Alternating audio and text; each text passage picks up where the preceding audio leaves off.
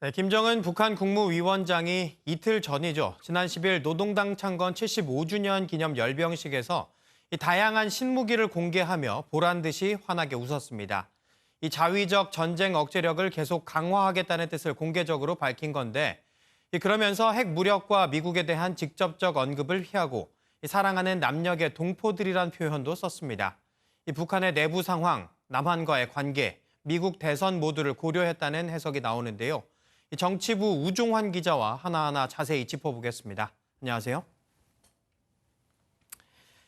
네, 우 기자, 먼저 이 신형 대륙간 탄도미사일 ICBM 그리고 또 신형 잠수함 발사 탄도미사일 SLBM을 보란 듯이 공개를 했습니다. 먼저 어떤 의도가 담긴 걸까요? 네, 핵무기랑 함께 언격해서 말씀하셨던 그 두 가지 ICBM과 SLBM은 북한 입장에서 일종의 보험입니다. 우리에겐 이런 무기가 있으니 함부로 대하지 말라는 건데 이번에 전보다 개량된 무기를 공개했다는 건 보험의 가치를 더 높였다고 해석할 수 있습니다. 예. 신무기 공개 열병식은 우리 정부와 미국을 겨냥한 보여주기식 행사지만 내부 결속 목적도 있습니다. 전 세계가 놀랄 무기를 우리가 만들었다. 미국이 우리를 어떻게 하지 못할 무기를 갖고 있다는 걸 보여줌으로써 내부 결속을 다지려는 시도로도 볼 수 있습니다. 예. 네, 물론 미국이나 우리 정부 모두 북한의 의도를 알고는 있지만 그래도 장거리 무기라는 특성상 미국 입장에서는 좀 불쾌할 수가 있거든요. 그런데 이 미국 정부가 한결같이 강조했던 게 이 레드라인을 넘지 마라 이거였잖아요. 근데 이 대륙간 탄도미사일 이걸 북한이 보란 듯이 공개한 거거든요.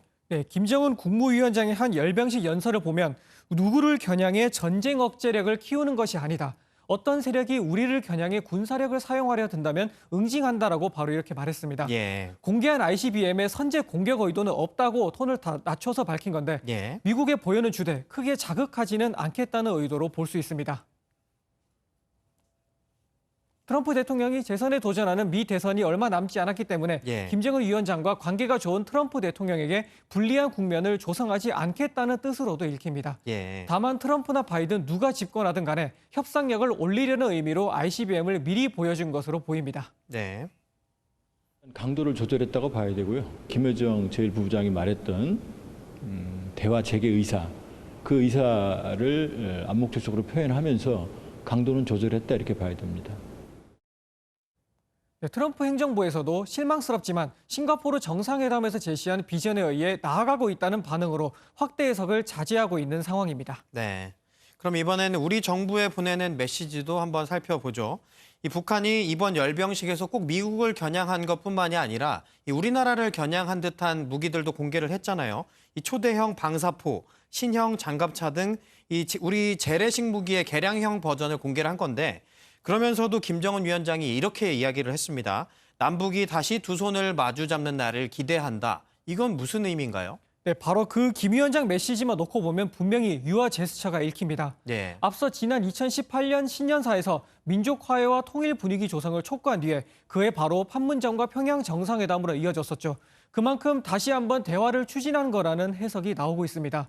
청와대는 환경이 조성되는 대로 남북 관계를 복원하자는 북한의 입장에 주목한다고 말했고 예. 통일부는 남북 관계 개선의 가능성을 시사한 것에 주목한다고 입장을 밝혔습니다.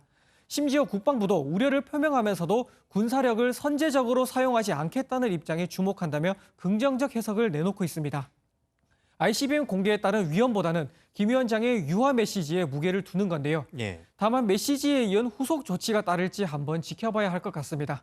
현재 우리 정부가 요구하고 있는 연평도 공무원 피격 사건 공동조사를 아직 북한 측이 받아들이지 않는 만큼 앞으로 어떤 대화 가능성이 열리느냐에 따라 메시지의 진정성을 추측해 볼 수 있을 것 같습니다. 예.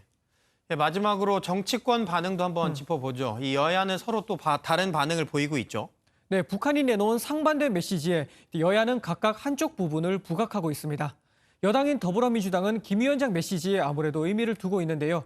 당 차원에서는 이례적 발언으로 한반도 평화 프로세스를 재가동하겠다는 우리 의지에 화답한 거라고 입장을 냈습니다. 예. 국회 외교통일위원장인 송영길 민주당 의원은 코로나 이후 다시 남북협력의 시기가 도래할 거라는 기대를 하게 하는 발언이라고도 말했습니다. 예. 반면 야당인 국민의힘은 신형 무기에 초점을 맞췄습니다.